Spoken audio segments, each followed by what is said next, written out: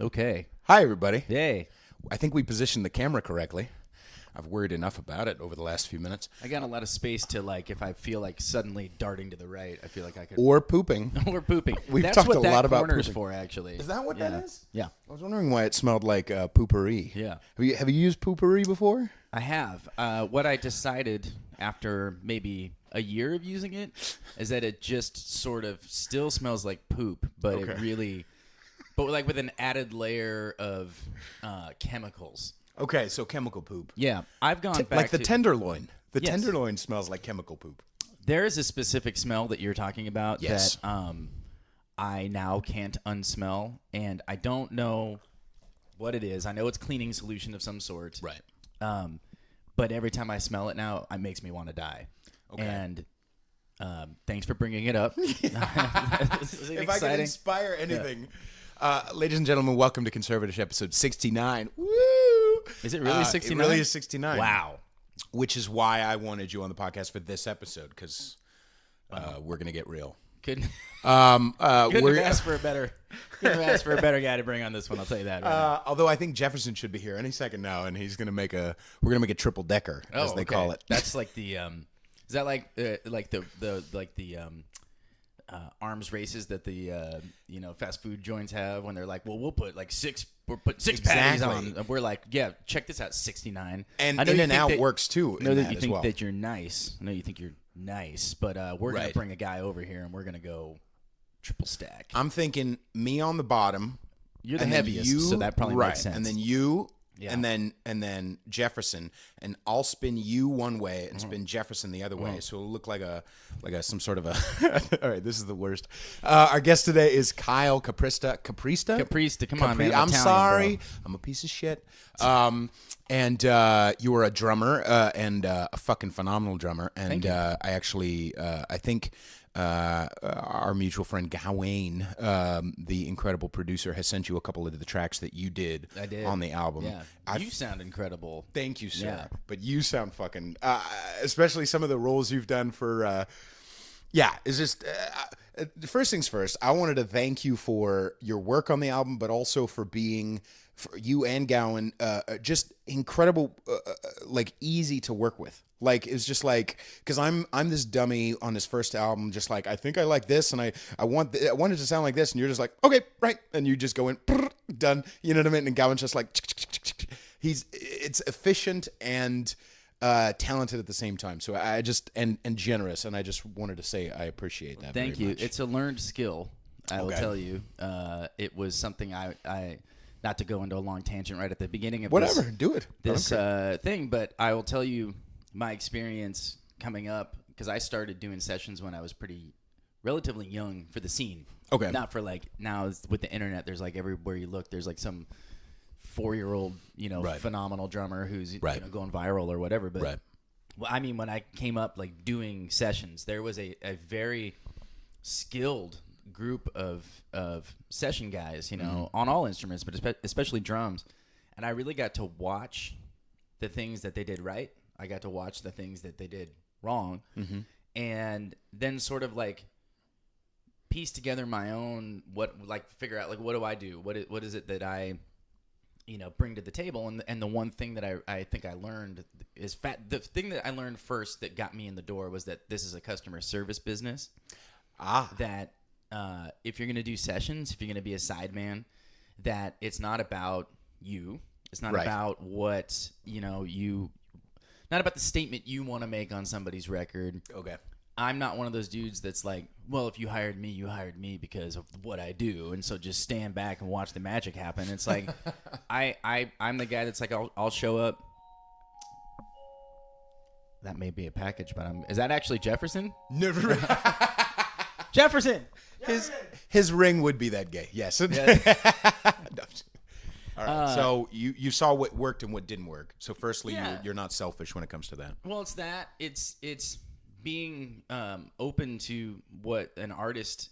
I mean, if I show up on a session and we haven't worked together before, you might have been sitting on these songs for 10 years. I've done records with Gowan and with other people where it's like people that they're like, yeah, I wrote music in the 70s and then I didn't do anything with it for the kind of classic boomer thing, right? Where I was I was a hippie man. I was a hippie, and then I went into stockbroker land, and then now I'm retired, and I want to do records, which is cool. Right. And I'm not saying that's a bad thing, but what I am saying is like those people have been sitting on and songs for decades, or 10 years, 5 years.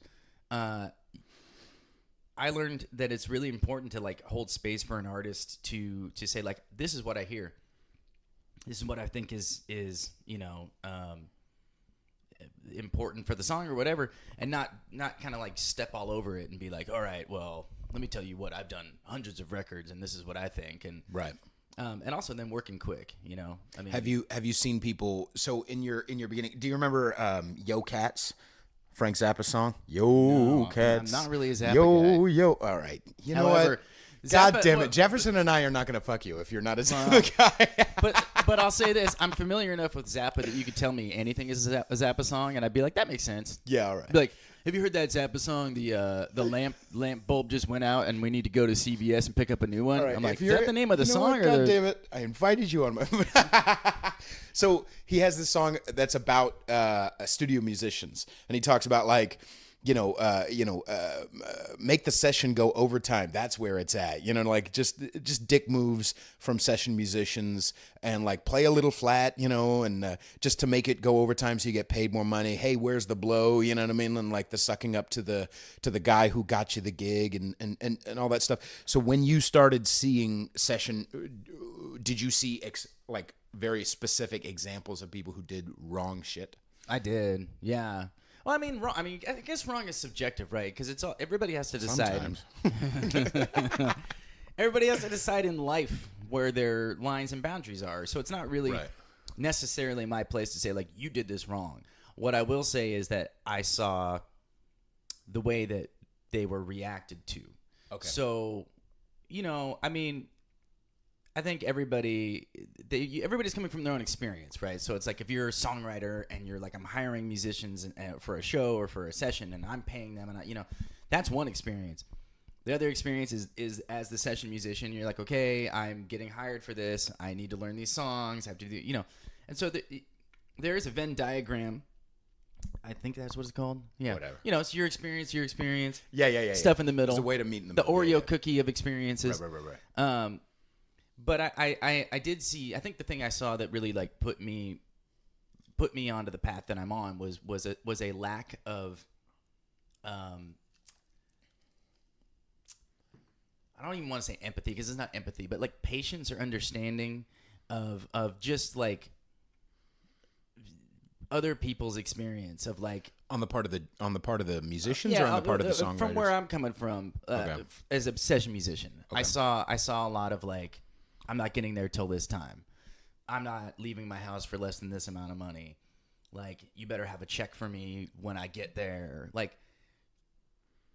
your idea is stupid. Like, just stuff like that where you're just like, or even just an attitude of like, well, you don't. I mean, I worked with so and so. You don't know what's. And I'm just like, there. This person. Like, again, customer service business, and like what I was saying when you got here, like I worked retail for almost my entire life until I did a few office jobs and then finally went full-time as a musician. Right. I was really good I loved retail and I was really good at it. And if it paid more, I might've kept doing it. But like, I enjoy customer service. Like, okay. I like it. Yeah. I like helping people. You present like even the stupidest thing, like I'm looking for a blue sweater. Where would I find a blue sweater? Like it gives me a little dopamine kick to be like, I know where it is. Sir, madam, I do know. Follow me. You We're going hold to hands and skip down there, right? Yeah, exactly. Grab the intercom. Like, we're gonna go find a blue sweater. We're finding a blue sweater. Right. Musical. Anyway. Right. That's just me. Okay. Yeah. But yeah, no, that makes sense. My dad actually tells a story. I won't share who the musician is or who he worked for or whatever. But of this trumpet guy who comes into play, who's fine, who's probably a little better than some of the other session trumpeters who he could get. But this guy is always constantly saying, hey, I is talking about his resume. I worked for blah, blah, blah, this big, Latin artist, so I'm this guy, but this guy's got a weird attitude and a weird way about himself in the studio. And so even though he's a little more talented than some other guys, my dad said he'd rather work with a guy who's fine, who will do the job, who's at least nice. You know what I mean? Like he'd rather work. That was one thing that I told this story or whatever, but like I set up this gig a long time ago, maybe 2013 or so. I was only like in the music for like a year and a half or so, 2 years. And I set it up, and then I'm so nervous. Like it was at Brainwash Cafe. Oh yeah. And I'm so nervous about my guitar that I'm like restringing it as this, like the gig is supposed to start at 7 and it's like 7 o'clock, but there's other musicians who haven't arrived yet. So I'm like using it to like restring my fucking guitar. And I was talking to my mentor a smart at the idea to time. restring your guitar like at the gig. That never backfires. No. And and so I think we started like 45 minutes later, a half hour late or something at a fucking Brainwash Cafe show.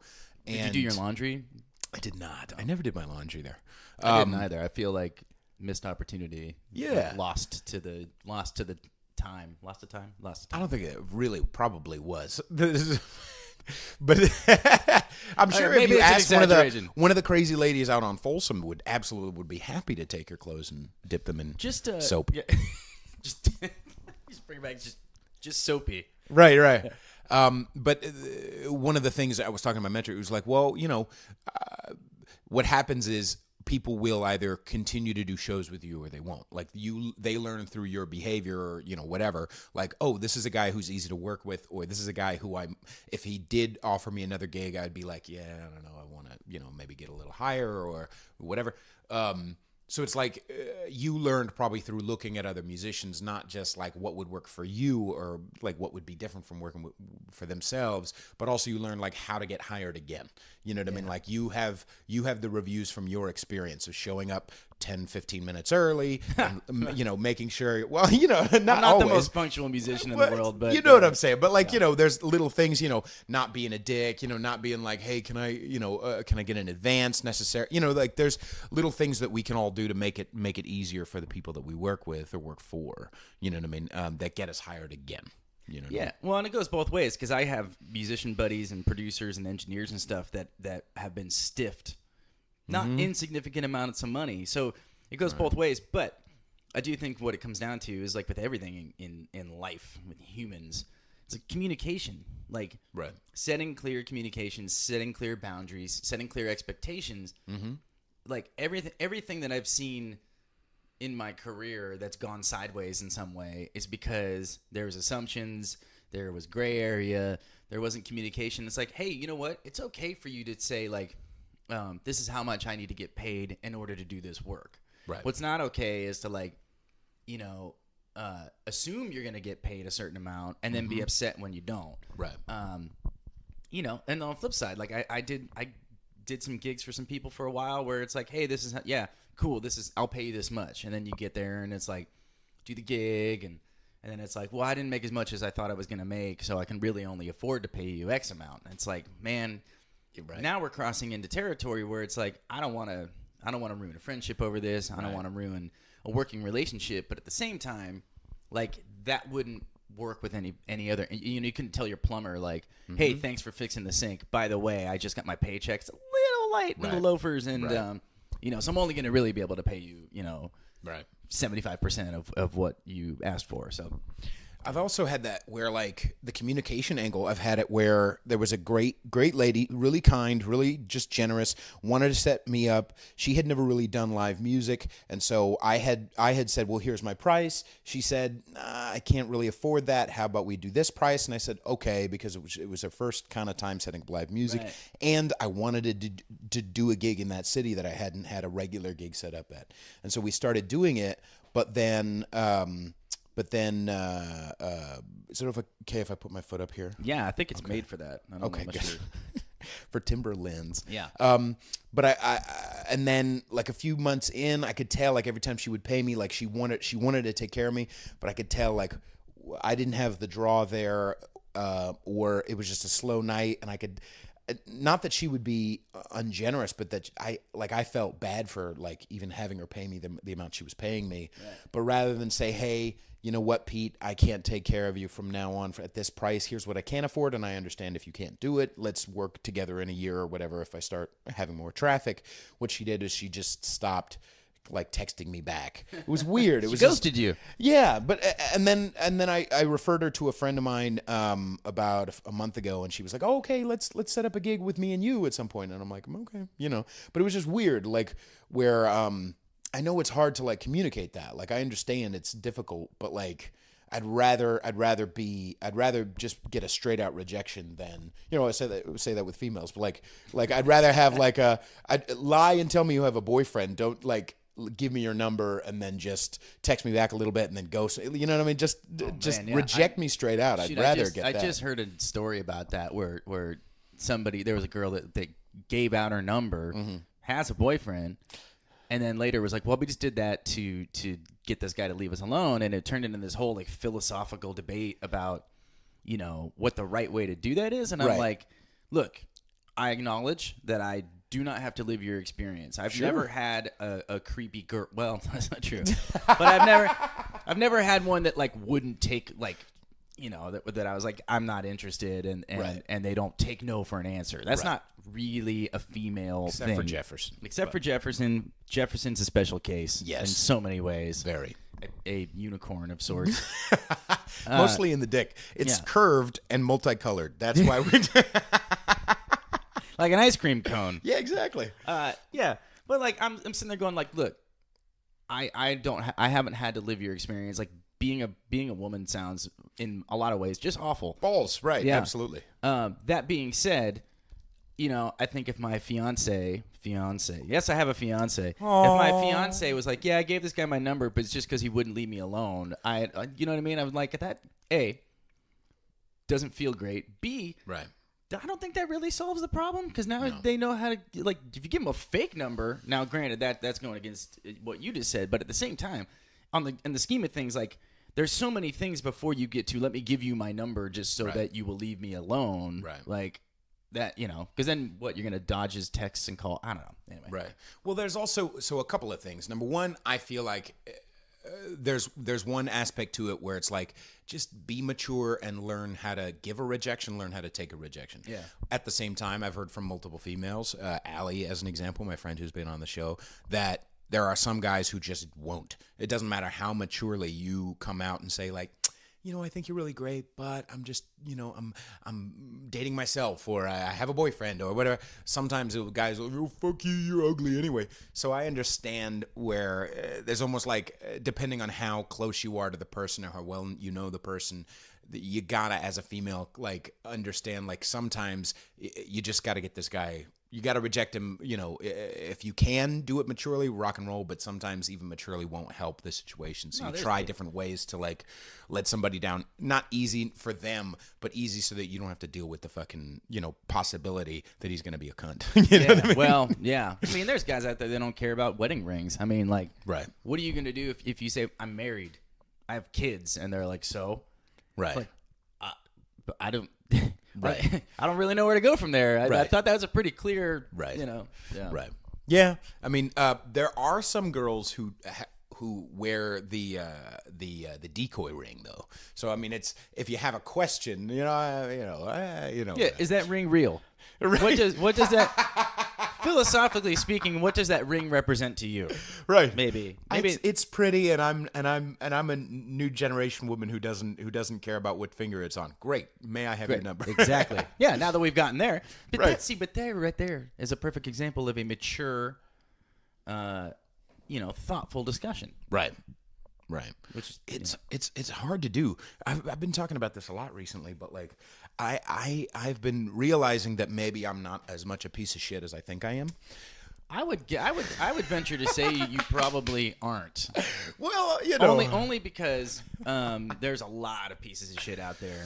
True. And I have been wrong about people before, but generally I'm not. Generally, I get a good read on somebody within like a minute of meeting them. I don't know. This is an energy energy thing. I don't know. And I'm not saying I'm like a weird oracle. Or You do something have like that. some crystally stuff somewhere around there, you know. No, I got stuff hanging. I got some shit I could show you, bro. Dude, I don't want to see we can get the weird. True Detective season 1. Yeah. Fucking, there's a secret closet with just nothing but like energy crystals and dream catchers and stuff in there. I wonder why I smelled sage when I came. Yeah. But like I was thinking, like, why did I go into that? Oh, because it's like no, what were we talking about before? A second ago. You were saying that there was a lovely woman that had been on your podcast before. Right. You've been talking about this stuff a lot recently. Oh yeah, that I'm I think becoming that you're not more as myself. big. No, that you're not as big of a piece of shit as you thought you were. Still a piece of shit, but just not like as bad. Yeah. I was thinking like I think.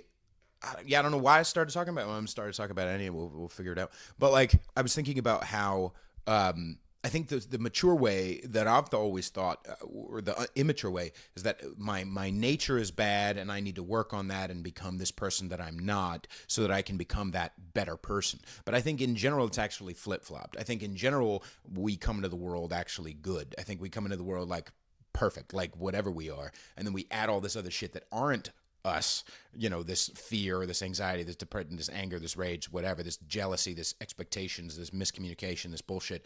And we start to cut away, if we work on ourselves spiritually, mentally, or whatever, we start to cut away all that shit that isn't us to get to the more true us. You know what I mean? Yeah, totally. And I don't know how that factors into what the fuck we were talking about before, but I think I think personally I'm getting a little better at it. Well, I think it comes down to like I think it relates to what we were talking about in this way, which is that when we're talking about like you should learn to give a rejection, you should learn to take a rejection. That's not even just romantically, just in life. Like Right. You're going to interview for jobs, you're going to apply for home loans, you're going to ask people to come to a party that you're throwing. I mean, I don't know.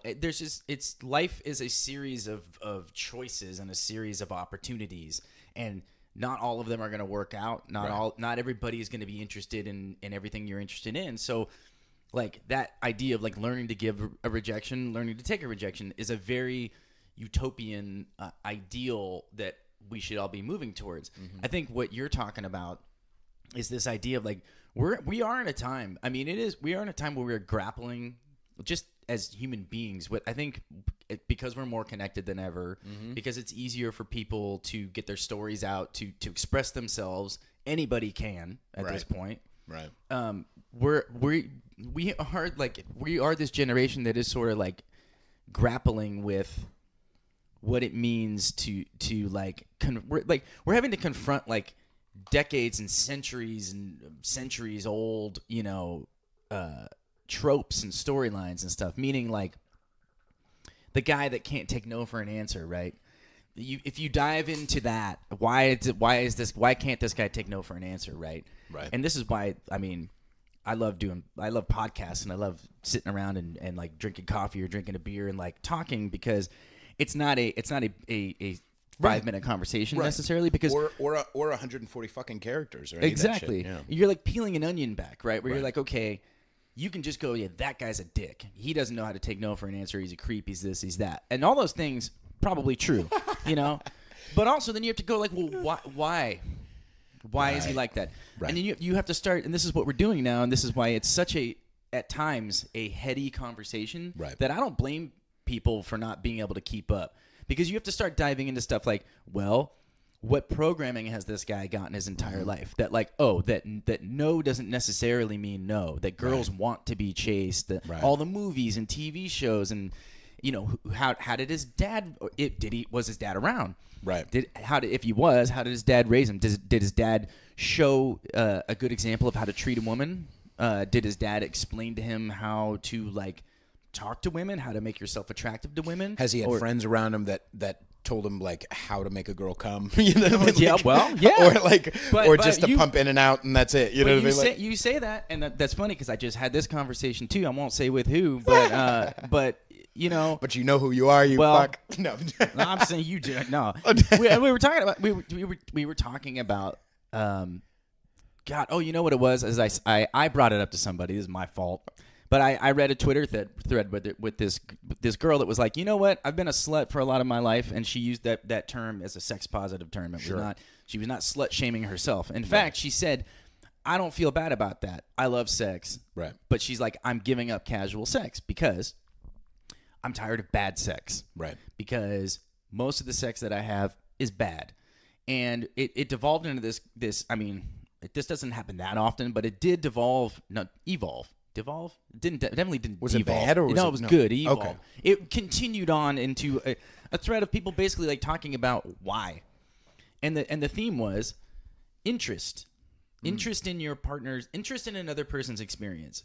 Which I've already forgotten why I brought this up, but you were talking about how to make, whether they care about making somebody come or whatever. Right. But it's the same thing. It's I think it's all really. I'm gonna make, if it's not all related, I'm gonna make it all related now before I step on a landmine. But basically, what I'm saying is like interest in another person's experience, empathy for another person's experience. Right. So like, and maybe this sounds wired, but like in my life, I at a certain point, maybe I wasn't always like this, but there was times I hated dating because I did feel like if I go up and ask this girl out, I am putting her in a weird position. Now I've figured out how to navigate that and how to do it in a way that's like that does give them an out. That but I come to things from that perspective, from that angle, and I think it's hard for a lot of people. That's a hard thing to teach people. Right. But it's also something that's not necessarily like, I mean, I guess you could go take a class or something like that, but it really is just a philosophy. It's like, I think introspection at the social level, being introspective is not high on the priorities list socially. You know what I mean? Like, I think it's getting better.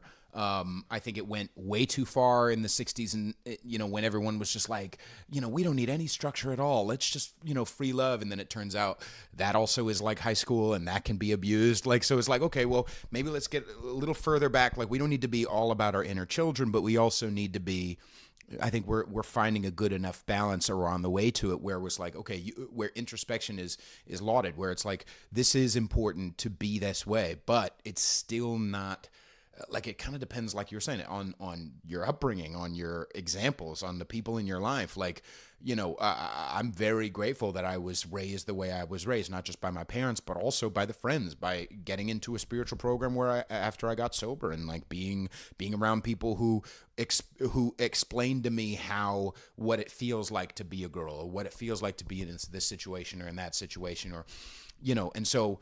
But like I was saying, I think what's really important to see the weirdness in someone else, to instead of just label, is to be like, okay, what are the weird ways that I can't take a rejection? What are the weird ways that I'm a bit of a creep? What are the weird ways that I'm a bit dishonest, or that I'm a bit abusive or punishing? Like, what are the ways, if you look inside yourself, then you have more empathy and more understanding, and a better way to communicate with someone and get through to someone who can't take rejection, who is a creep, who is an asshole. You'd be like, you can understand where they're coming from because you've looked inside yourself, and you can, you know what I mean? Like, totally, man. It's better that way. Well, I mean, I think what I've has been a thread through everything we've talked about so far is that, like, when I was talking about coming up as a session musician, my dating life, being a friend, being a family member, at every turn, I've had people that for whatever reason,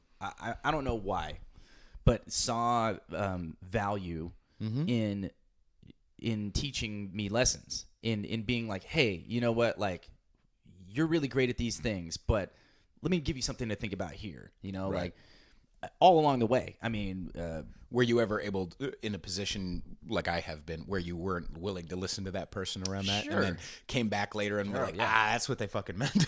yeah. Well, I mean, yes, absolutely. And I think it comes with maturity. I mean, Right. I don't expect a 22-year-old to, like, have the same patience and, like, interest in that process as a 32-year-old does. Right. But people did do that for me when I was 22. Right. So it's like not like you have to, like, you don't know when that lesson is going to, like, click for somebody. So, like, it's also like It's investing in people, investing in your community and the world, and not expecting like immediate result, and not expecting a pat on the back. Right. You know, and I don't know. It's weird, man. I'm not old, but I am turning 37 this year, and I've had like I keep having these conversations like where I'm just like I am looking back at my life and being like, how did I get here? How did I become this person? And who do I want to continue to be from here? But it's really interesting to look back and be reminded about the different people that have like come through your life and at various times, even people that aren't around anymore or have gone or you're disconnected or whatever. But like, be like, man, I really learned this one really valuable lesson from this person. And it's crazy. Right. You know, but you're right. Not everybody gets that. Right. And there's some people in the world. I mean, to be honest with you, there's people in the world that I take a look at them and I'm like, I'm not investing my energy into this person. Like they're so far from being, you know, where they could learn this lesson. I mean, that's part of the problem. You know, it's like, or that it's not your job to teach the lesson at that. You know, like there's people in my life who it's like, man, I really want to. I think let me figure out how to phrase this. But there was somebody who said something in this kind of group session thing, and I wanted to. I told them afterwards what I thought they needed to do. And then it was a weird, uncomfortable, awkward situation. Someone else was like, oh, I've had him do that to me before. And then I walked away just all pissy. And then I realized, like, I was being a douche. Like, that wasn't my fucking place. I may be right, but that's not my fucking place. You know what I mean? Like, so I had to go back and say, hey, I'm sorry, blah, blah, blah. But, you know, sometimes it's not our place to do it. It's not the right time, or it's not my job to teach that lesson, you know, because I'm just a guy driving a car, you know, and I don't have to, like, if someone doesn't use their fucking turn signal, I don't have to drive up to them and follow them to their house to like let them know, you know, by the way. Some people think that they do though. Yeah. You know, I mean, that's the thing. That's the other thing is like, I feel like the world is moving quickly around me at times. But I also, there's these times I look around and I'm just like, thinking about where people are placing their like energy and their time and their attention, and like I get it, like shit, you commute over 2 hours to your job and you're at your job all day, and then you commute 2 hours home and you're like, you get to have dinner with your family, but then your kids go to sleep. Like I can understand just being like somebody cutting you off in traffic and you just wanted to put your fist through your steering wheel or whatever. Right.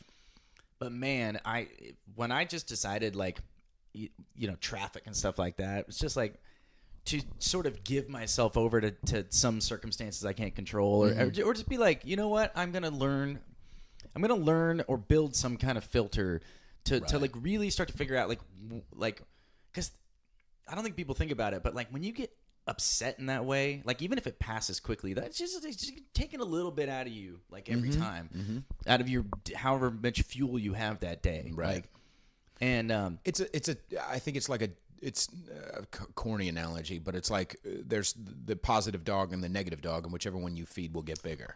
You know what I mean? Interesting you say that, because we're talking about lessons that we learned or whatever. Right before I moved to San Francisco, I dated somebody that taught me of that lesson, and I didn't realize I was doing it, but it was like relating in a negative way, right? So like if you got here and we're hanging out, you're like, hey man, how you doing? Oh man, I'm good, except, you know, I haven't been getting much sleep, and I got this thing that I got to do, and then, you know, I was walking down the street and nobody, you know, this guy, can you believe it? He didn't yield for me at the crosswalk, and you're just kind of like, okay, I mean, like those are all things that happened and are valid things to bring up. But what I realized was like I was doing that all the time, right? Because and this is again like a lesson that really stuck with me. For whatever reason, this person decided, you know what, I'm gonna like reflect this to you because I think that you're gonna hear me.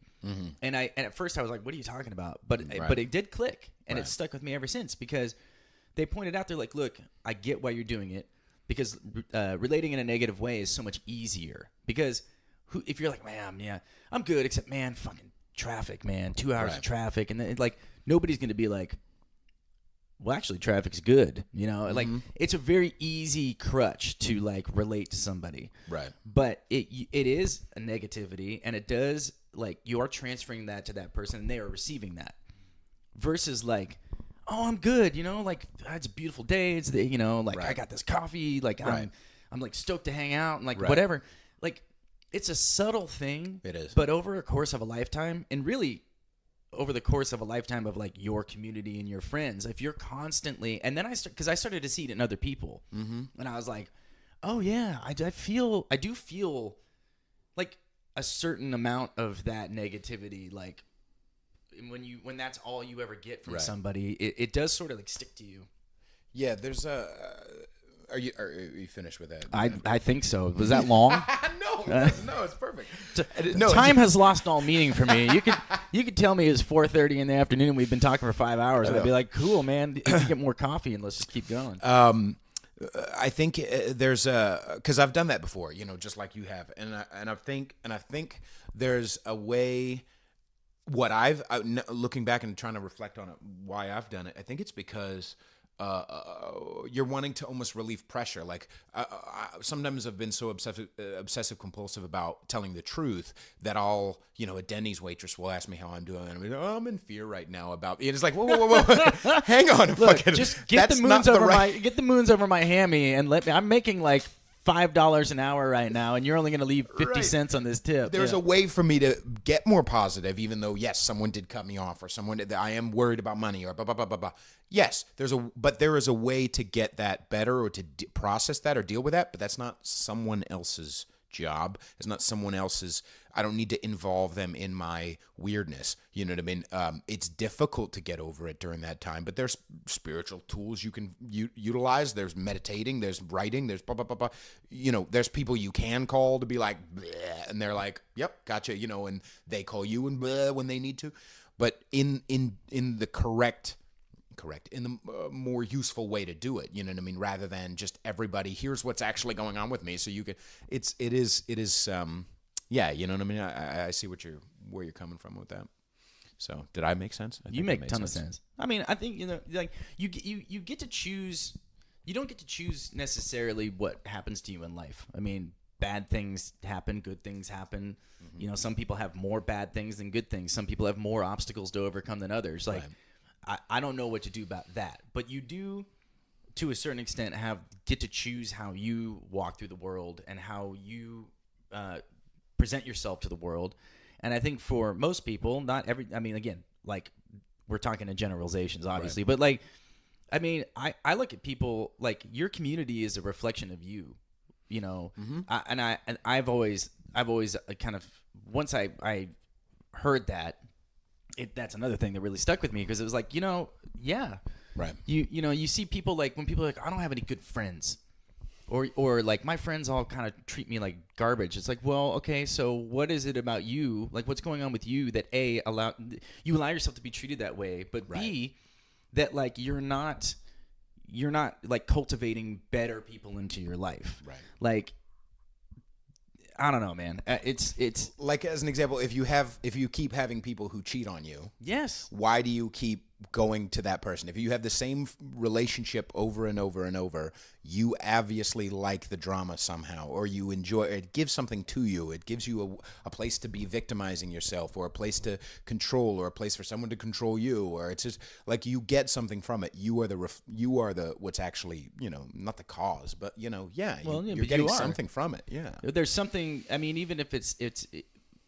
a lesson you haven't learned yet. You know, it's like whether it's loving yourself, respecting yourself, whatever. Right. Like, yeah, I mean, it's the same thing with your community.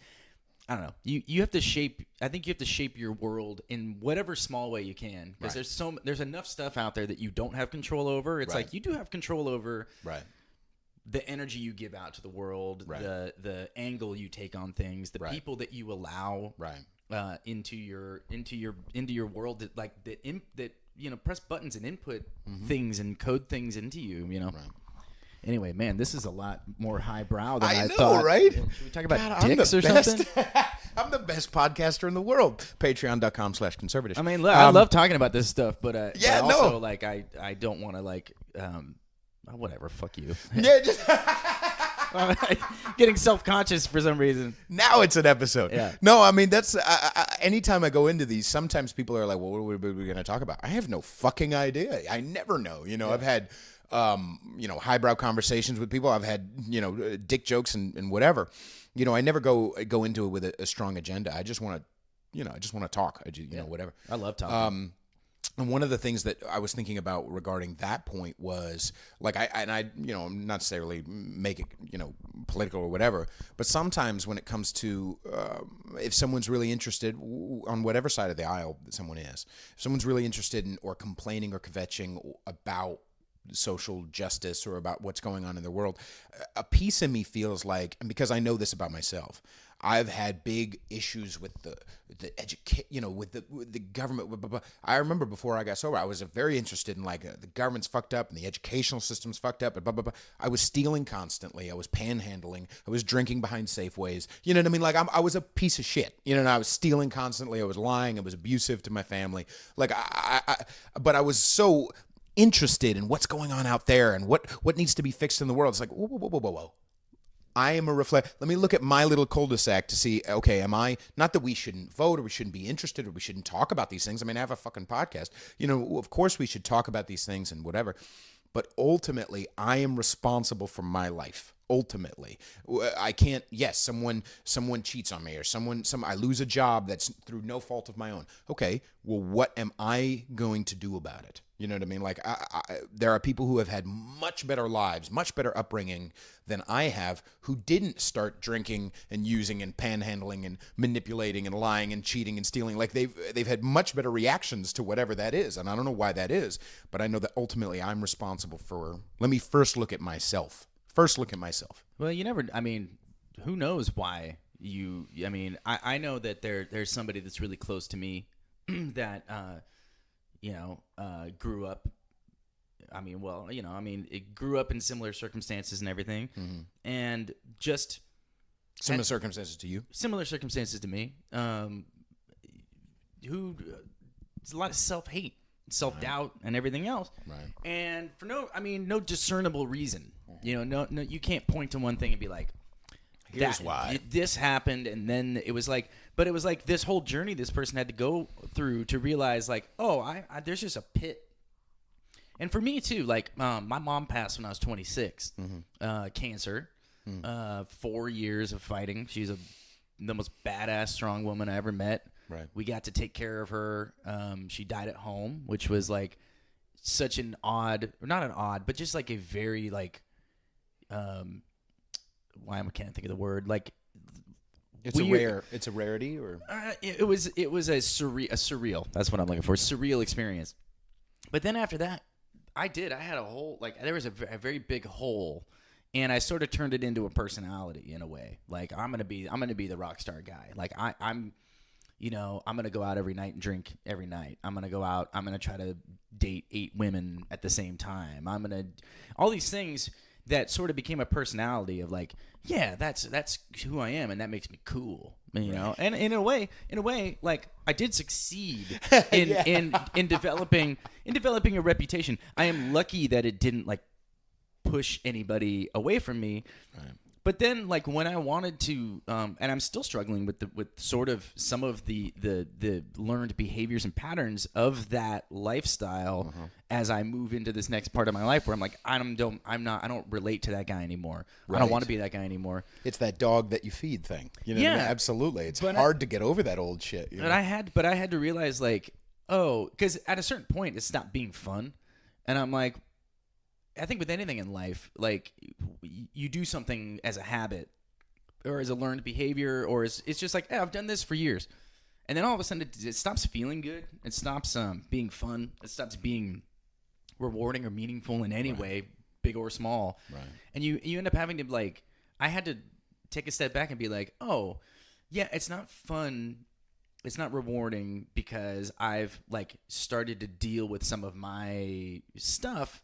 And I'm having this reflection, whether I even realize it or not, that, like, I'm just, like, if there's a bottomless pit of any if you're throwing stuff into a bottomless pit, it's never gonna fill up. Right. So, yeah.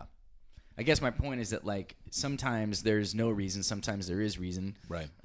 Things are good, things are bad. Anyway, no. I'm just I think it goes back to what I was saying earlier about the learned behavior. See, there are consequences outside of us, broken relationships, people feeling weird rejection, whatever. But there's also consequences internally. Like I said, for a long time, I lived by this deep-seated belief that I was a piece of shit, and it was reflected in my relationships. It was reflected in my financial situation. It was reflected in not, starting to work on an album and all that stuff. Like it was all fear.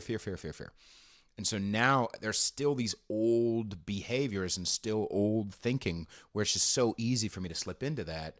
But it's getting harder. Like it's in a good way. Like or not harder. It's getting easier to slip into, okay, how would I act if I wasn't a piece of shit? Like, how would I see myself if I wasn't a piece of shit? How would I see them if I saw them as a perfect child of God or the universe or whatever the fuck, like just human like I am? How would I act? Similar to even when it comes to music, when it comes to politics, all that stuff. It's like, okay, this person I disagree with. How would I see how would the universe or whatever? How would God or whatever the fuck you want to call it see them? It's like, well, I guess they're human too. Like, I guess I probably wouldn't box, put them in a label, punish, ruin, damnation, fuck you. You know what I mean? Like, I would probably be gentler with myself. And it's such a weird.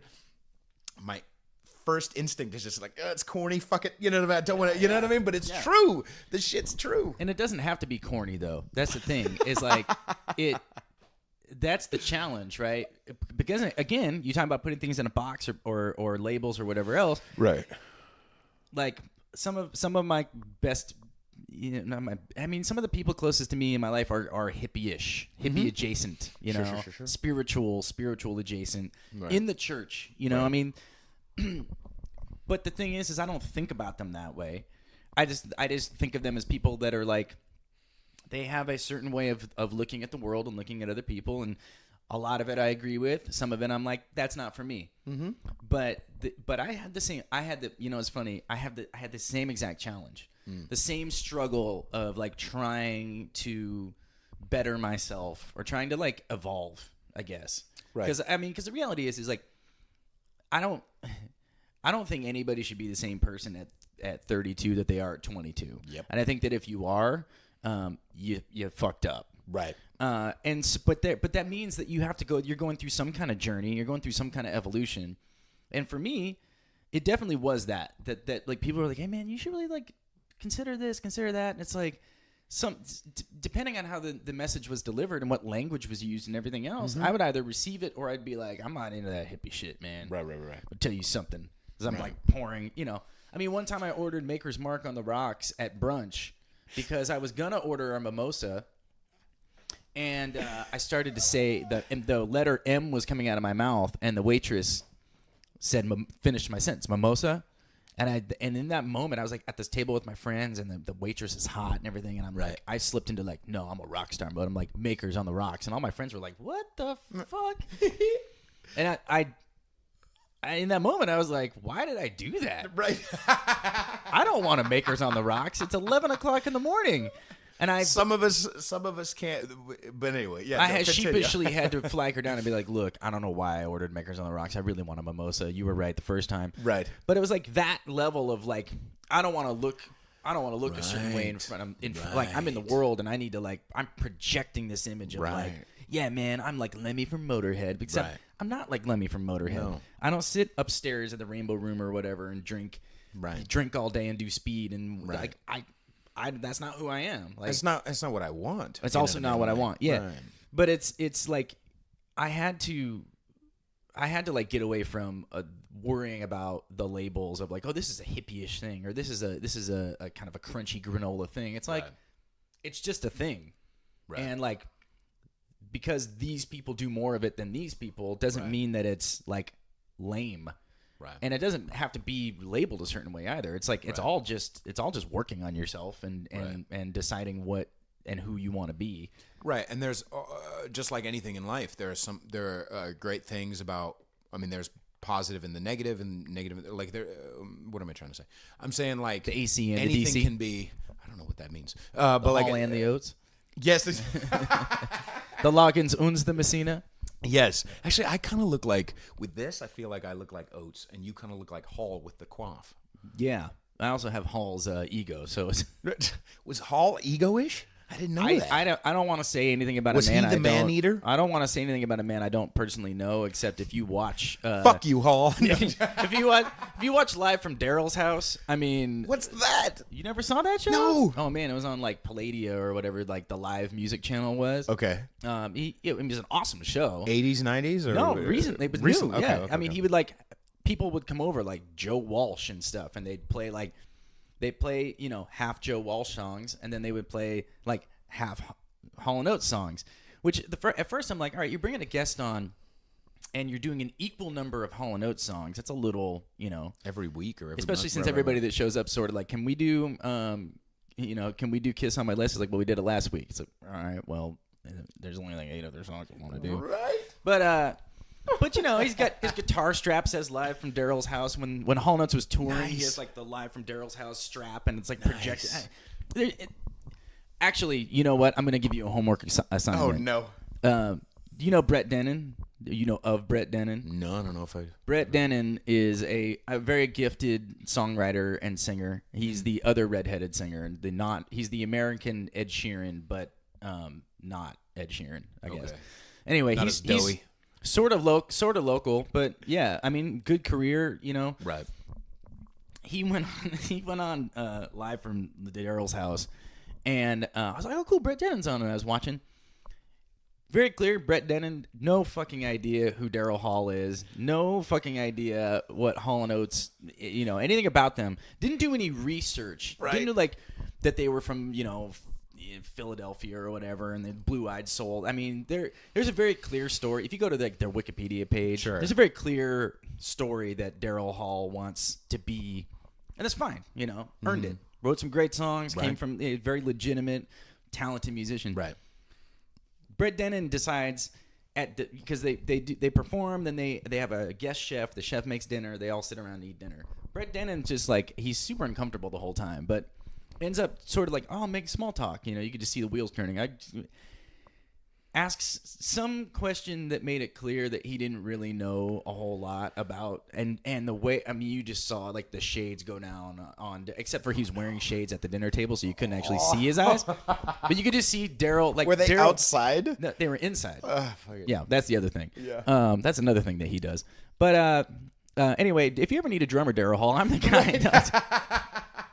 No, man. But you could just see like the whole tone, the band, everybody like just starts going like. Instead of just being like, oh, and again, an opportunity. Instead of being like, oh, man, well, let me tell you a little something about, like, the scene that I came out of and whatever else. Right. It was just kind of like,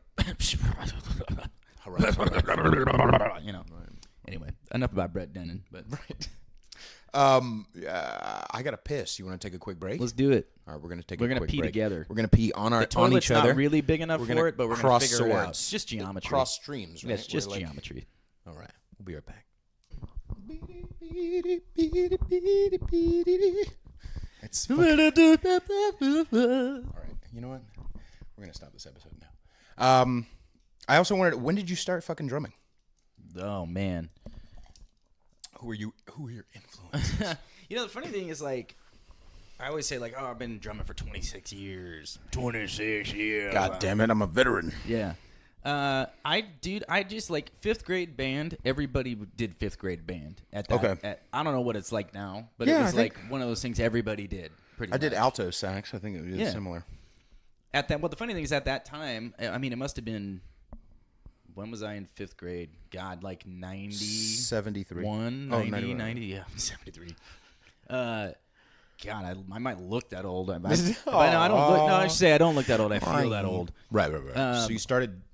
Did you know you wanted to do that? No, or was because it like the thing is that at that time, all my favorite, like I liked like Huey Lewis and the News and stuff, Right. And I was like, I'm gonna play saxophone. Fuck that was yeah. when like saxophone was really cool. There's no more saxophone, dude. Well, the funny thing is, saxophone came back around.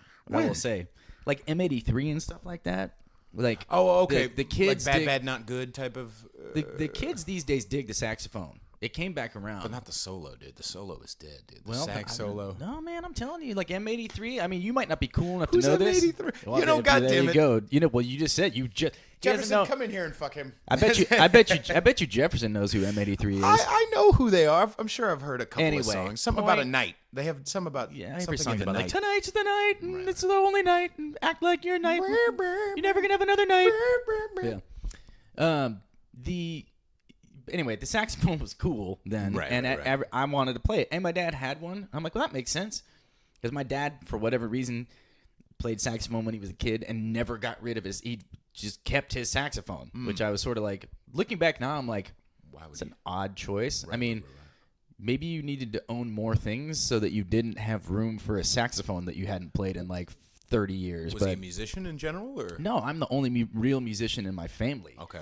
Which is why I was kind of like, oh, I didn't know you played saxophone. He's like, well, I haven't since school band. Like, why do you still have a saxophone? Right. I guess he thought maybe one of his kids would play it, which I almost did. Right. Except that everybody wanted to play saxophone. This is like one of those things where, like, again, I'm a spiritual guy. I'm not necessarily a like God-fearing guy. Right. Though nothing wrong with that either. I think fearing God is fucking horseshit anyway. Even if you are a God person, don't fear it. There's no fucking fear. Fear is never a good thing. I guess what I mean is that I'm not one of those people that believes that like you're not religious necessarily, or that like hey, God has laid the road out, ordained, like, right? Yeah, but at the same time, man, there's things in your life where you're like, not necessarily a coincidence, and whatever you want to label that's what you label it. It's fine. Right. For me, it was that there was too many people that wanted to play saxophone, and they were like, look, you can either play flute, clarinet, or you can try out for percussion. And I was like, well, I gotta be honest with you, don't see any flutes or clarinets in popular music, so I'm gonna go ahead and try out for percussion. Right. Had never played drums before, like just listened to music and enjoyed music and whatever. And they give you a little like rhythm or rhythm test where like they like kind of like pat out a rhythm and you have to do it back. And I like in fifth grade, and I got a perfect score, which more than doubled everybody else's score combined. And it was one of those things where I was like, even then I was kind of like, oh, okay, cool. Like I'm one of the two drummers or whatever. And when I got to, I did it in elementary school, and when I got to middle school, I was like, well, everybody's doing band still, and they weren't though. I mean, that's when it starts to splinter in like band cool kids and not right. band kids and then cool kids. Yes, let's be real. But I was kind of like, well, I'm just gonna keep doing this. I mean, there was enough like people that I knew from elementary school that were still doing it, where I'm like, but this is a community. This is a thing I can still like be in. Right. And then they had a drum set there. They had a jazz band in middle school, and the first time I saw the jazz band play, I was like, I want to do that. Abso-fucking-lutely. And that was the first time that I like ever really set a goal for myself. And I was like, okay. And I told my mom, I was like, I want it, and get like, God bless my mom. Like, I was like, I want to do that. She's like, okay, we need to go talk to the band director, figure out how that happens, what you need to do, whatever. And I got the tryout material like a year and a half before I was going to be able to audition, basically. Awesome. Started taking private drum lessons just off of that sheet, went in, auditioned, again, nailed the audition, and then that was that. From that point forward, it was like, oh, okay, I'm not good at sports. Like I'm a okay student, but I'm not like passionate about academics or whatever. Right. However passionate you can be in like 7th grade, but I'm not like I just love schoolwork. It was like the one thing in my life where I'm like feel like this comes relatively easy to me, and it gives me. I mean, at that age, you're looking for an identity. You're like, I could be the drummer. There's not that many other people around here doing that. Did you think girls might like you too? You always think girls will like you. Girls flat, do not. I mean, not flat. No. Flute and a clarinet are not big. No, not until you get to like music college, and then maybe it starts to pay off. Maybe Girls didn't like me until after I graduated high school, and you know what? There might have been girls that liked me in high school, but I was either too. We didn't know. We didn't fucking know. Man. Either too scared. I was either too scared or too dense to realize that was what's going on. Yeah. I got to the end of high school, and I'm like, I never had a girlfriend, and I'm like, there probably was a girl that would have dated me, and I just like didn't know what to do. Even early, I mean, I think it's natural or whatever, but like, I was never one of those like, I didn't learn how to be, sexually or whatever until I was like fucking almost early 20s, you know what I mean? Unless when I finally came into my own. Before that, like I remember actually I talked to somebody on Facebook from like fucking, I mean, I think it's normal or whatever, but I'm just sharing the story. Apparently I was in, I think it was like second grade. This girl had a crush on me. This is second grade. It was whatever, harmless. But I had no fucking, I was like, really? Because I thought I was a piece of shit. Like I just assumed. Well, I'll tell you too. I'm gonna say this. I'll say this in public. I don't care. I'm not scared. I've blossomed into a beautiful sunflower. Looking back, it was more fear than anything else because almost immediately after I graduated high school, I started dating a girl from a different school, and pretty much like lost my virginity. Had my first. I didn't really kiss a girl until like I did it all at like I was just like hit the button. We're doing it all right now. Right. And looking back, I'm like, oh, that was pure fear. Because for me, I think what it really came down to is the longer I went without having a girlfriend, the longer I went without kissing a girl, the longer I went without doing these things that I think a lot of kids sort of stumble their way through, I was so afraid that like I would be bad at it or that I would embarrass myself in some way and it would get around the school and it would ruin my life, that I was like, I will just not do this until I am like no longer have to come to the same place every day and see the same people every day. Right. And like looking back, I'm like, that's stupid. Right. Because I mean, honestly, A, how badly could you screw it up? And B, like tons of people do embarrassing things in high school and middle school and like it goes away. It's, but at the time you think these days, well, no, now everything's permanent now. Right. Yeah. Nowadays, people be like tweeting at you, being like, hey, I heard you. I don't know. I'm so grateful. I mean, the same thing goes, but like, I'm so grateful, like, because sometimes these days it's like, oh, someone said something racist, or someone said a joke, or someone said this is what Trump said. I'm grateful. Like, I mean, this podcast is an exception, but I'm grateful that like. At least with a podcast, I get to just have it all out there. You can't catch me for being bad because you already know what you're getting into. Like, this is me, all as honest as I can be, talking about anything and everything, most of which I don't know what the fuck I'm talking about, just doing this, and I don't have to get caught doing it. And imagine the shit that we talked about, the shit we did, the fumbling sexually, all that stuff in high school being broadcast. Well, fuck it was you. Like our parents' generation, the baby boomers, the generation that likes to say, like, millennials are awful. And like they didn't, and it's just like you don't have any fucking idea what kind of world these kids are growing up in. Right. I mean, even the shit, even as connected, because we had beepers and then we had the beginning of cell phones and stuff like that when I was in school. And it's like you could, and then MySpace and like all this stuff sort of started to trickle in. I cannot imagine being a kid and going to school and living my life in a way where it's like all the like, man, go to the beach. Like I love going to Capitola. Go to Capitola and look around at like, because they have these really beautiful like pastel painted condos that are right on the beach. It's like great for a photo, you know. Right. I've never until recently I've never seen this. Now there's like all these like kind of middle school, high school age girls who are doing photo shoots in bikinis and stuff up against these condos. Right. Their moms are taking the pictures and stuff. Right. And it's like, I'm like, first of all, it's sort of weird. It sort of creeps me out. It creeps me out in a way. Right. Because but B, I think the thing that bothers me about it is that like, it's almost like there's this expectation. They got to put this stuff up on Instagram. They got to put this stuff up on Facebook to like keep up with everybody else. But it's just like another avenue where people can sort of be like judged and bullied. And I just can't imagine the expectation that my life, that if I went to the beach, that there would be an expectation. I'm gonna take a picture and put it up. Like, just go to the beach. Although you do look very sexy in a bikini. Thank you very much. You're welcome. You know, I've worked hard on my body. Yes. Well, I was thinking about that last night, and I think part of it is the aspect of, yes, I have to promote, I have to post things, I have to, that's the world we live in, whatever. I'm not kvetching about that. But I was thinking about it last night. I went outside, and I have to intentionally leave my phone inside when I go outside to have a cigarette, to just like sit with myself, sit with the sky, with whatever the fuck, and just sit. It doesn't matter that I'm not telling people what I'm doing. It exists in reality. This is the world that is actually around me, not this world that is anywhere but here and now, which is what Facebook is, which is what all this, and it's a wonderful thing, blah, blah, blah, blah, blah.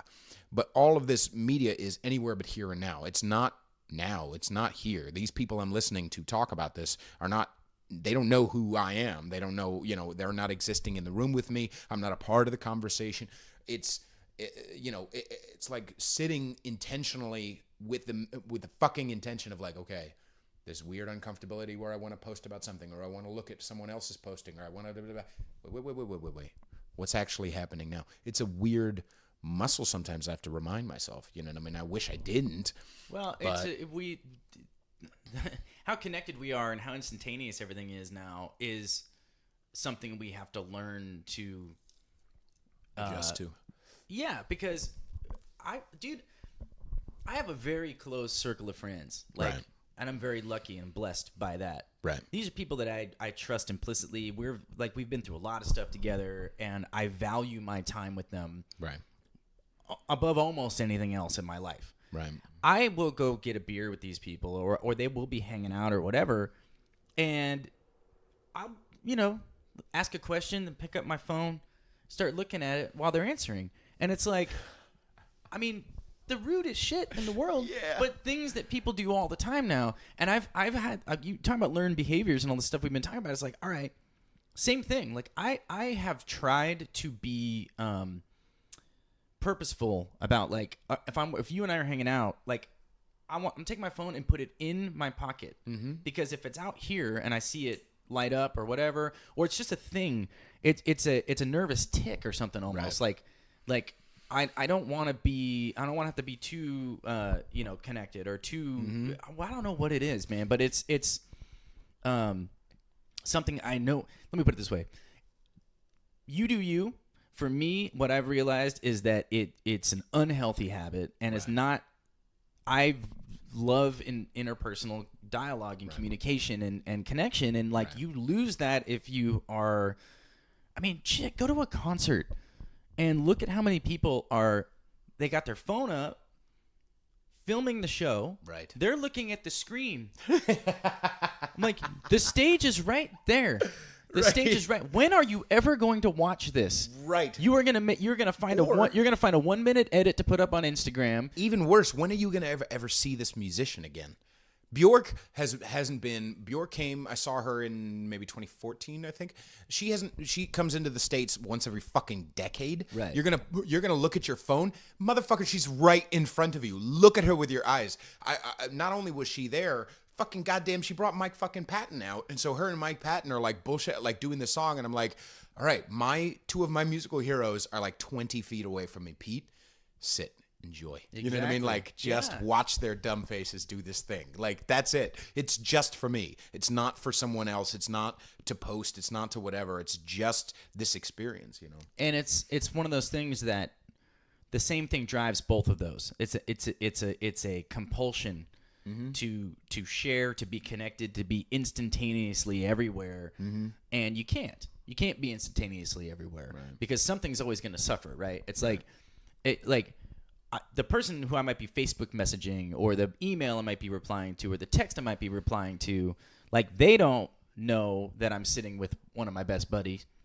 But my best buddy certainly knows that I'm like texting on this phone instead of like catching up. And as I get older and there's less and less time available for that between everybody's schedules and competing priorities, and like, I mean, I like when I was 26, we used to just all like hang out on a Tuesday night.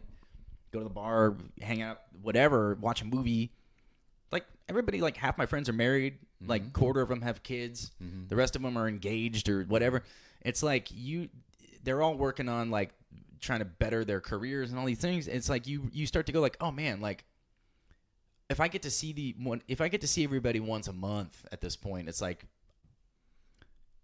professional podcasting, we let the battery run out of the recorder. Yes, it's Kyle's fault. It's not mine. Yeah. Well, I'm the one that knew. We would have gone on talking if I hadn't noticed that the shit was up. I was keeping an eye on it, goddammit. I'm a fucking professional. Somehow I still was the one that pointed it out. I don't know. Listen, I'm... What point was tired. What were we talking about? You were talking about some bullshit. You were saying... I think it was the like bullshit like personal connection and Yeah. being in the moment and Fuck you. But no, it's. I think it is a thing too. When someone texts me, when someone I'm interested in Facebook, it is never because I'm altruistic. I am never interested. Who needs me for something? I wonder if I can help. It's always me. It's a self-obsession, I think too. Yeah. Well, I took some small steps. I like turned email notifications off.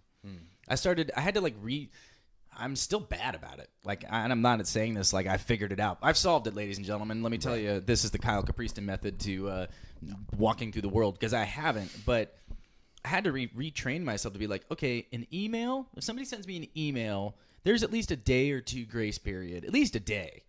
Like, if you email somebody, you don't expect a response right away. Right. If you text somebody, I got at least a couple hours. Right. Before it starts to be like, I got at least a half a day. If you text me now, I know some people where they open their phones up and there's like 30 unread text messages. I'm like, how? Gowan's kind of like, well, because he gets in the mode of like producing, and he's not even like. Gowan is not a good example of anything, because nobody can He's live. a hobbit, dude. He's a goddamn hobbit. I love him to death.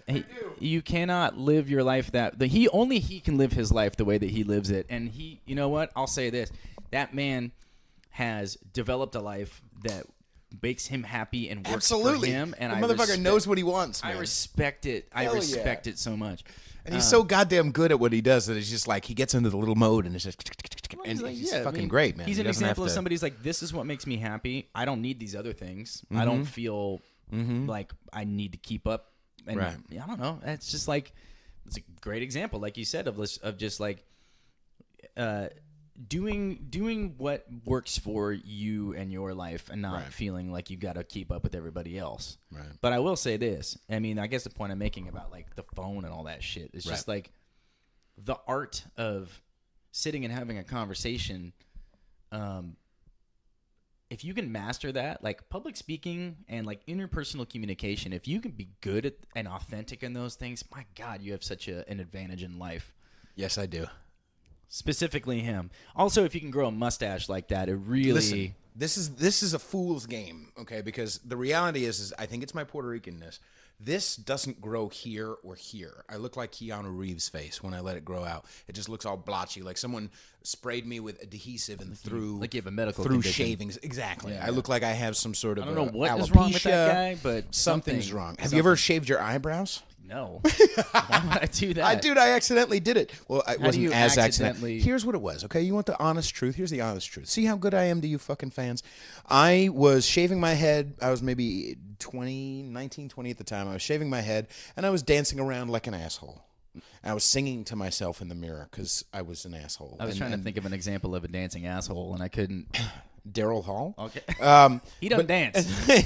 He does this though. He don't dance. He points. Yeah. He can point. With and the best of them. I was shaving my head and I shaved off half of it and I was like, and I was like, okay, so half of my eyebrow is gone. Now what? I know how to solve this. Fuck it. And I went all the way across because I tried the other half and I was like, well, that looks even weirder. So I was like, screw it. But when you don't have eyebrows, who's that fucking comedian? John Panette talks about it when he had to do it for not Shampoo. What's the name of that Broadway play that was a movie? Drag. He played Hairspray.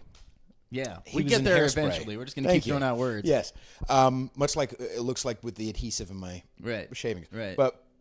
He was like, when you have no eyebrows, people don't know what's wrong, but they know something's wrong. Something's off. So it's like people are like, did you get a hair? Like, what? Did you lose weight? Did you gain? What's wrong with this person? It's like, no, I don't have eyebrows. People will be like, oh, that's what's there's something missing. Right face here. of relief when I would tell them. Yeah. It's a very weird like, is it experience. contagious? Because you're legally I think obligated. Peter Feliciano is pretty contagious. So automatically, you're legally obligated to tell me if it's contagious, whatever it is. Speaking of contagious, we'll start wrapping up. But I did want to ask you, like, what's your stuff going on? You've got band stuff going on. You've got projects going up. What are you creating for yourself? The non-session stuff. Yeah. Can you edit this and place it before the eating ass section of the podcast? Absolutely not, goddammit. People need to know.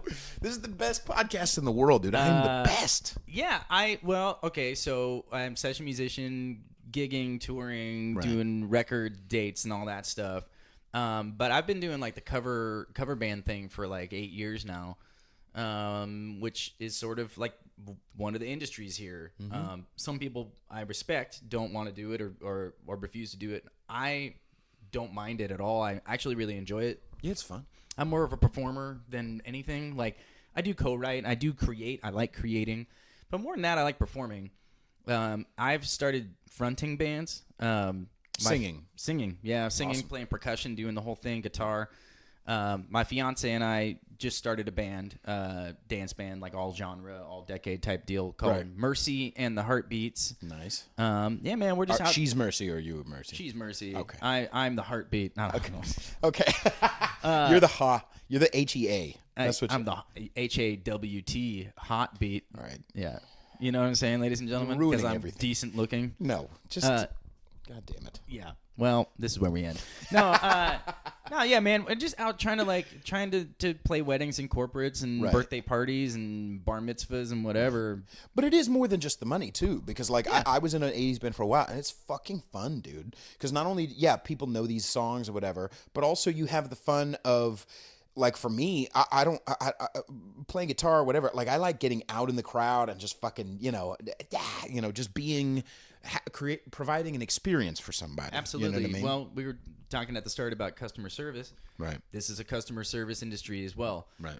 Which I like. Right. And I thing is like for me, it's like I can understand if I was a really invested in being creative. I could see how maybe I wouldn't be able to cross over into that other realm. Mm-hmm. I think that mostly it's a thing of like I like most of the songs. Right. Like even the songs that I'm like, this is stupid. Like that new Jonas Brothers song, Sucker or whatever. It's like, yeah, you probably haven't even heard it. No. Thing is though, it's a good song. It's catchy. And I'm like, yeah, I'll probably be playing this song for the next 10 years. And it's like, I'm okay with that. What are some of the songs that you like that you guys are doing? That I like? I actually like a lot of the newer pop stuff. Okay. I do like it. I like the 80s rock, but not like Don't Stop Believing in a Sweet Child. But that's probably just because they're overplayed. And it's just like, and it's tough because I have to remember like, oh, you know what? They're going crazy when we start Don't Stop Believing. And I'm like, how are you still excited to hear this song? But they're not. I'm playing that song multiple times a week probably. They're not hearing it multiple times a week. Right. And you have to like, again, customer service, be like, it's not about me. It's about they them. Didn't come for you. They came. You're providing a service. Right. I'm kind of excited because the 90s seems to be coming back into vogue, and that's the decade that I really like grew up in. And so even the crappy music of the 90s is like vaguely nostalgic for me. But so, what dance stuff would you do from the 90s? You talking like Prodigy or what? I wish. Actually, yeah, when that dude he passed away recently. Unfortunately passed. Right. I was like, yeah, we got to do a Prodigy song. And then I went and was listening to Prodigy again because I own a lot of it. And I was like, I'm going back into my iTunes. And I was like, I don't think we could do most of this. It's like very aggressively dark even for dance stuff. Right. Firestarter would be fun. You might, if you did it right, you might like have That's probably one of those ones I'm going to have to put on the break playlist and just see what happens. If people go like, what the? Right. No, the dance stuff, like, man, like, and shit. Yeah. Well, everybody goes 90s grunge. I'm like, grunge was over by like 95. Yeah. Like 95 to 2000, and even the early 2000 stuff is sort of vaguely 90s. Right. I mean, you're talking about like all the boy band stuff. Right. You're talking about all the kind of like, yeah, you're talking about, well, I'd love to do Limp Bizkit just because I think it would be funny. But like, you know, Sugar Ray and Smash Mouth and I mean, you know, it's. I know. But I'll tell you what, people like you go into All Star, people lose their fucking minds, man. They do. Or even some Maroon 5. There's some Maroon 5 songs as much as it's like, but like they're catchy and they're fun enough you could do. You know. And I guess maybe it's the session musician in me, but I find the craftsmanship. There's very few songs that have come out where I'm like, this is hot steaming garbage. Right. I can usually find something redeeming in almost anything that's popular. Mm-hmm. And when I can't, I try to. I can't always, but I try to like take a step back and reflect on like, well, why is it popular then? Right. There's got to be something about it. Like, you can't take the attitude of like, people are stupid and have terrible taste, except for me. Right. Like, if something is like a number one hit or a song of the summer, and you're like, this is garbage, you probably should take a step back and like figure out A, why you don't like it, and there's probably valid reasons. You don't have to like everything. Sure. But B, why is it popular? Right. Why are people responding to this? What about this song? Because otherwise, like, you end up losing perspective and, like, end up, like, kind of fading into irrelevance, which will happen to us all at some point. But, like, if you want to be playing music and creating into older age, you can't be like, only the music of the 80s or the early 90s or only the music that was popular when I was, a kid is valid. Because you're going to be doing corporates or like senior citizens fucking anniversary parties, and that's it for the rest of your life. You know what I mean? Like, you have to evolve. But now that you started your own cover band, your dance band, now you can kind of curate your own list and find, okay, what is accessible and I wouldn't mind playing. You know what I mean? Where's the sweet spot there? We definitely have that, and we're taking some risks, and the first gig we played was for a group that was mostly 18 to 25, and so we kind of nailed it, nailed the song selection. Nice. But then you go like, you know what, if I was playing a 60th birthday party, some of this newer pop stuff may not work. So you kind of, you get, to a certain extent you can curate, and to a certain extent you can do the things you want to do, but you also have to, like, again, take yourself out of it and be like, yeah, you know what, I don't really like playing Living on a Prayer, but they're probably gonna really enjoy shit a brick when they hear it. So right. Do you have horns? Do you have the whole no, shebang, that's one of those things you add on when people, it's hard to, like, I respect the big bands in town that have like 15-piece full-time bands. I like to eat. Yeah. I need to pay my rent, and I would love to make enough money that everybody, gets to eat and everything. But I don't know how you pay a 15-person band. For us, it's like, it is one of those things. It's like, you go, hey, we'll add on whatever you want. You want a horn section? We can get a horn section. I get you a horn section this afternoon. Right. You want dancers? Yeah, exactly. You want dancers? We can do that. But yeah, the basic band is like a 6-piece, traditional keys, guitar, bass, drums, 2-singer thing. Right. Because it's the most mobile, it's the most adaptable, and yeah, like I said, like I would love to have a huge band. I'd love to have like a 12-person band that's just like tight. And there's some bands in town that do it, but again, I'm like, how? Right. Well, the other thing is that for me, what being in that 80s band was, and Jefferson's actually talking about when I moved to New York, he's like, I have maybe a band you can maybe join, whatever. Are you moving to New York? Yeah. You're telling me this now on the podcast. I've been talking about it on the podcast for fucking months. I don't listen to your podcast. God damn it, you said you did, you fucking, or at least a couple of episodes. I'm just kidding. I occasionally, depending on who you're talking to. So but he's like, I have a line on a couple of, I'm moving to New York to really go for it. Yeah, to like dude. really, really go for it. You should. Know what I mean? And I don't have any kids right now, and that I don't, you know of. I drowned a couple, but like, I don't, but, that was circumstance beyond your control. Absolutely. So, yeah.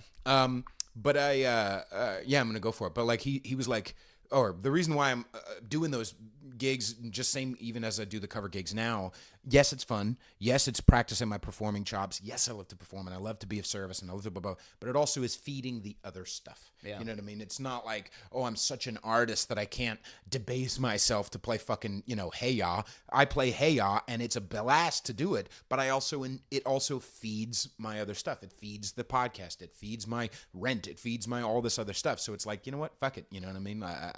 You can have it do both. When I go into a gig with expectations that people are going to see how much of a fucking artist I am, I don't have a good gig because my expectations are fucked. Well, it's setting up an unrealistic expectation. Mm-hmm. You have to create that and foster that yourself. Right. If you expect to go into any venue or gig and have everybody like gaze upon and quake in the shadow of your greatness, you're probably going to be disappointed. Right. Like it's something you have to create your own scene. You have to create your own career. For me, like I said, like I like doing a little bit of everything, and that is the career that have fostered and created for myself and hope to continue doing. Right. But yeah, I mean, there's plenty of gigs I do that people that were background music or background noise, and it's like, okay. Yeah. I don't take any long lasting lessons away from that. It's like sometimes you're doing a gig where people are totally into it, and you're it, and it's popping off. Right. And sometimes your background noise, and then out of nowhere, there's this one couple who is just enamored with you and just love you and tip you. And I've always said, for me as a performer, it only takes one. I really only need one person, especially as a front man. As a drummer, it's kind of like I can sort of fade into the background. I'm behind a drum kit half the time. When I was playing, big shows as a drummer, and the crowd's like right in front of me, they're looking past me. Like I'm like, and then people are like, were you playing keyboards? I'm like, you were standing right in front of me for 3 hours. But as a front man, it's harder to do. Your whole job is to like engage and connect with the audience.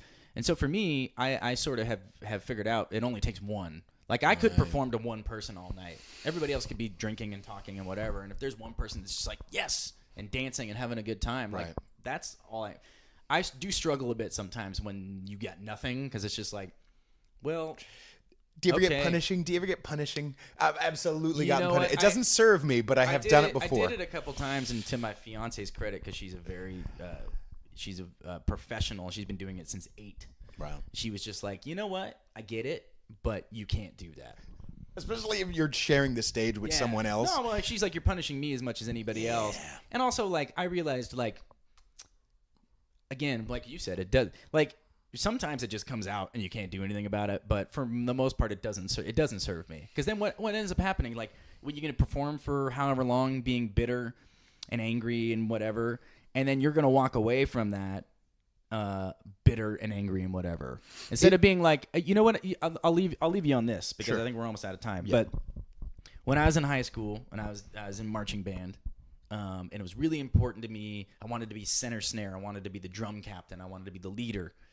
And I had a guy that was teaching the percussion line. He was from Blue Devils, which is Concord Blue Devils, which is a drum corps, like very serious, like you pay to do it, and it's like and it's you got to try out for it. It's like the best of the best, like drum corps marching stuff, like that's the elite level.